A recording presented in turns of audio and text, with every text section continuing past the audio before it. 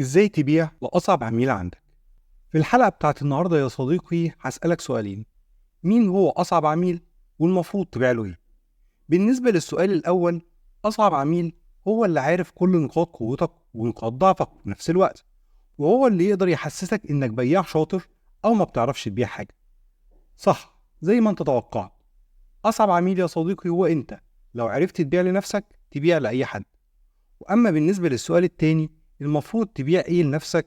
فإجابة السؤال ده هو السر التاني اللي الكاتب سبنسر جونسون اتكلم عنه في كتابه The One Minute Sales Person، اللي يعتبر من أكتر الكتب مبيعا في مهارات البيع، واللي اتكلمنا عن السر الأول في الحلقتين اللي فاتوا.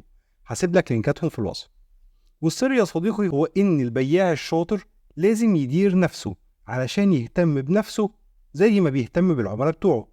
لأن يا صديقي البائع مفهوم الإدارة الذاتية بمنتهى البساطة مبني على إن على قد ما هتقدر تبيع لنفسك شعور النجاح والثقة بالنفس، على قد ما هتقدر تبيع للعملاء بتوعك بمنتهى السهولة. أكيد دلوقتي بتسأل نفسك، يا ترى إزاي أحترف البيع عن طريق مفهوم الإدارة الذاتية؟ تعال أقول لك في 4 دقايق. الدقيقة الأولى، ركز فيها على ترتيب أولوياتك، الأهم فالمهم. لأن طبقا لقاعدة 20-80، 20% من اللي بتعمله في يومك هينعكس على 80% من النتائج اللي هتحصل عليها، وبالتالي هتلاقي نفسك بتعمل مجهود أقل وعندك الطاقة إنك تركز بس على الحاجات المهمة اللي هتحقق لك بيها. الدقيقة التانية، اكتب فيها أهدافك على ورق وتخيل إنك بتحققها بالفعل. زي أنا هزود بيع الشهر ده بنسبة 3%، وهتكرم من مديري وزمايلي هيحتفلوا بيا.